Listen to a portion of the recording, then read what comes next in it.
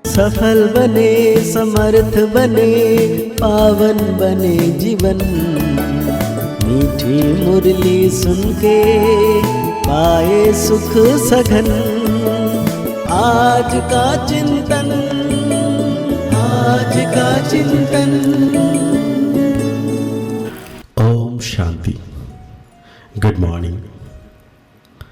प्यार का सागर मीठा बाबा, जन्म जन्म के पाप भस्म करने वाले, पाप कटेश्वर, सर्वशक्तिवान मीठा बाबा, आज हम बच्चों को कह रहे हैं शिव बाबा वंडरफुल बाप, टीचर और सतगुरु है।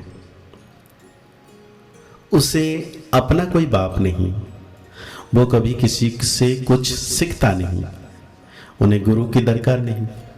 ऐसा वंडर खाकर तुम्हें याद करना चाहिए। साथ में वह पूछ रहे हैं, याद में कौन सी नवीनता हो तो आत्मा सहज ही पावन बन सकती है। बाबा कहते हैं, याद में जब बैठते हो तो बाप की करंट खींचते रहे। बाप तुम्हें देखे और तुम बाप को देखो, ऐसी याद ही आत्मा को पावन बना सकती है। यह बहुत सहज याद है, लेकिन बच्चे घड़ी घड़ी भूल जाते हैं कि हम आत्मा हैं, शरीर नहीं। दही अभिमानी बच्चे ही याद में ठहर सकते हैं। बाबा कहते हैं, मीठे मीठे बच्चों, तुम्हें तो ये निश्चय है कि हमारा बेहद का बाप है, और जो बेहद का बाप है उनका कोई बाप नहीं। दुनिया में ऐसा कोई मनुष्य नहीं होगा जिसका बाप ना हो। एक एक बात बड़ी अच्छी समझने की है, और फिर नॉलेज भी वो सुनाते हैं जो कब पढ़ते नहीं हैं। ऐसा बेहद का बाप कब की पढ़ाई नहीं करते हैं, लेकिन सुनाते हैं नॉलेज सारे। नहीं तो मनुष्य मात्र कुछ ना कुछ पढ़ते जरूर है नॉलेज सुनाने के लिए। श्री कृष्ण भी पढ़ा है। बाप कहते हैं, मैं क्या पढ़ूं, मैं तो पढ़ाने आया हूं, मैं पढ़ा हुआ नहीं हूं। मैंने कोई से शिक्षा नहीं ली है, कोई गुरु नहीं किया है। ड्रामा प्लान अनुसार बाप की जरूर ऊंचे ते ऊंच महिमा होगी। गाया भी जाता है, ऊंचे ते ऊंचा भगवान, उनसे ऊंचा फिर क्या होगा। ना बाप, ना टीचर, ना गुरु। तो इसलिए बाबा कहते हैं, एक ही है, ऐसा कोई दूसरा मनुष्य मात्र नहीं होगा। उनको पढ़ाना भी मनुष्य तन में है। पढ़ाने के लिए मुख तो जरूर चाहिए। यह भी बच्चों को घड़ी घड़ी स्मृति रहे कि बेड़ा पार हो जाए। बाप को याद करने से विकर्म विनाश होंगे। सुप्रीम टीचर समझने से सारा ज्ञान बुद्धि में आ जाएगा।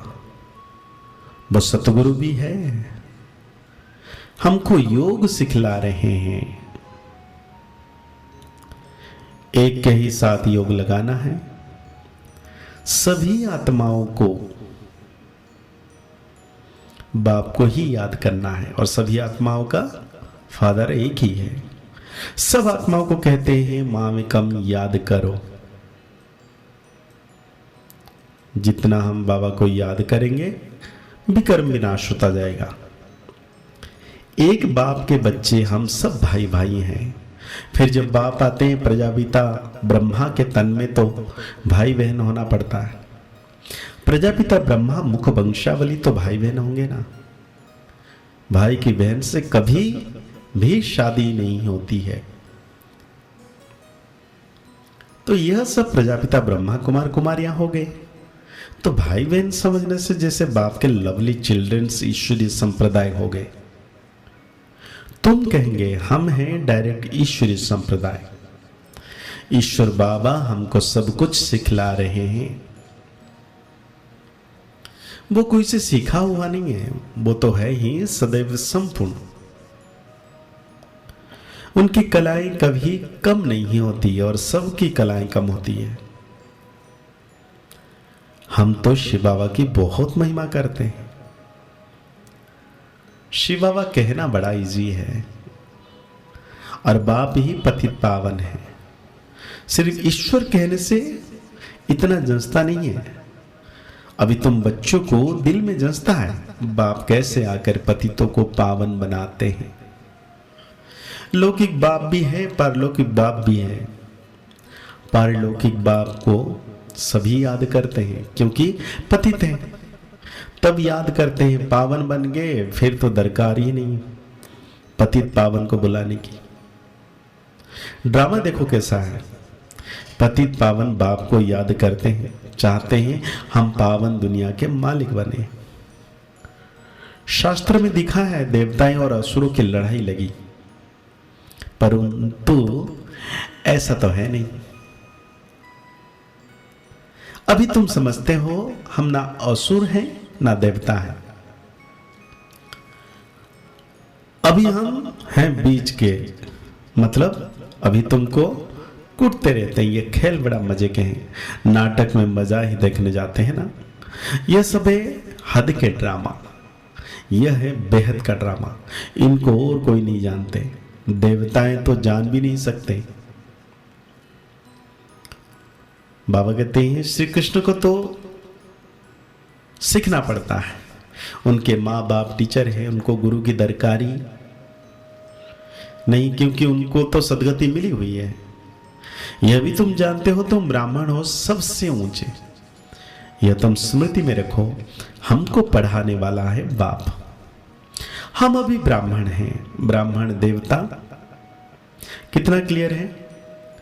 बाप को तो पहले से ही कह देते हैं, वो सब कुछ जानते हैं। क्या जानते हैं ये किसी को पता नहीं। वो नॉलेजफुल है। सारे सृष्टि के आदि मध्य अंत के नॉलेज उनको है। बीज को सारे झाड़ की नॉलेज होती है।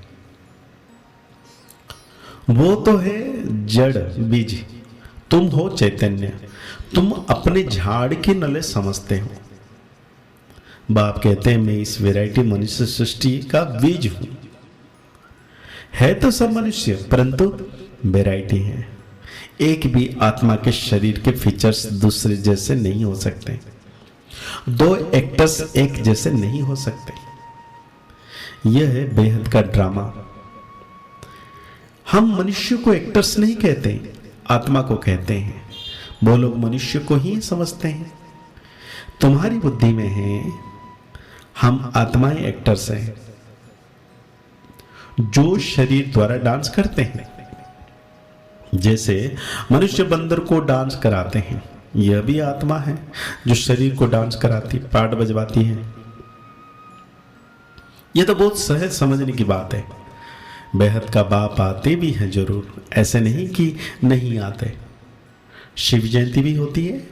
बाप आते ही तब है जब दुनिया चेंज होनी होती है। भक्ति मार्ग में श्री कृष्ण को याद करते रहते हैं, परंतु श्री कृष्ण आए कैसे? कलयुग में या संगम पर? तो श्री कृष्ण का रूप इन आंखों से देखा नहीं जा सकता। फिर उनको भगवान कैसे कहें? वो तो सत्युग का पहला नंबर प्रिंस है। मतलब सत्युग में देख सकते हैं, लेकिन यहां तो इन आंखों से, ब्राह्मण की आंखों से। उनका बाप टीचर भी है, गुरु की उनको दरकार नहीं, क्योंकि सदगति में है। स्वर्ग को सदगति कहा जाता है। हिसाब भी क्लियर है। तो बाबा कहते हैं ये सब बातें समझने की बात है। भारतवासी कहते हैं ये सब कुछ ईश्वर का है, वो मालिक है। बाबा कहते हैं तुम कौन हो? हम आत्मा हैं, बाकी ये सब ईश्वर का है। ये देह आदि जो कुछ है परमात्मा ने दिया है। मुख से कहते ठीक है, कह देते हैं यह सब कुछ ईश्वर ने दिया है। अच्छा, उनकी दी हुई चीज मैं खाना थोड़ी डालनी चाहिए, परंतु उस पर भी चलते नहीं। रावण मत पर चलते हैं। बाप समझाते हैं तुम तो ट्रस्टी हो, परंतु रावण संप्रदाय होने कारण तुम ट्रस्टीपन में अपने को धोखा देते हो। मुख से कहते एक हो, करते दूसरा हो। बाप ने चीज दी फिर ले ली, तो उसमें तुमको दुख क्यों होता है? ममत्व मिटाने के लिए हाँ ही यह बात बच्चों को समझाते हैं। कहते एक हो, करते दूसरा हो। भगवान ने दिया, भगवान ले गए, तो फिर हम क्यों रोते हैं? तो आज बाबा धारणा के लिए कहते हैं, किसी भी एक्टर से रावण हसद मतलब ईर्ष्या करे, विघ्न डाले, तूफान में लाए, तो उसे ना देख अपने पुरुषार्थ में तत्पर रहना है। क्योंकि हर एक एक्टर का पार्ट इस ड्रामा में अपना अपना है। यह अनादि ड्रामा बनाया हुआ है। रावण मत पर ईश्वर की अमानत में ख्यानत नहीं डालनी है। सबसे ममत्व निकाल पूरी ट्रस्टी होकर रहना है। तो आज बाबा हम बच्चों को वरदान दे रहे हैं, सदा एक रस मूड द्वारा सर्वात्माओं को सुख शांति प्रेम की अंजलि देने वाले महादानी भव। बाबा कहते हैं आप बच्चों की मूड सदा खुशी की एक रस रहे, कभी मूड ऑफ, कभी मूड बहुत खुश, ऐसा नहीं। सदा महादानी बनने वालों की मूड कभी बदलती नहीं है। देवता बनने वाले, माना देने वाले, आपको कोई कुछ भी दे, लेकिन आप महादानी बच्चे सबको सुख की अंजलि, शांति की अंजलि, प्रेम की अंजलि दो। तन की सेवा के साथ मन से ऐसी सेवा में बिजी रहो तो डबल पुण्यात्मा हो जाएंगे। तो आज बाबा हम बच्चों को स्लोगन दे रहे हैं, आपकी विशेषताएं प्रभु प्रसाद है, इन्हें सिर्फ स्वयं प्रति यूज नहीं करो, बांटो और बढ़ाओ। तो आज के मुरली के अनुसार हम सो मान लेंगे, मैं महादानी आत्मा हूं। मुरली को और गहरी रीति से चिंतन करते हुए निरंतर परमात्मा की याद में रहना है। मुस्कुराते रहिए, आगे बढ़ते रहिए, पुरुषार्थ करते रहिए, खुश रहें, स्वस्थ रहें, मस्त रहें। ओम शांति, ओम शांति, ओम शांति।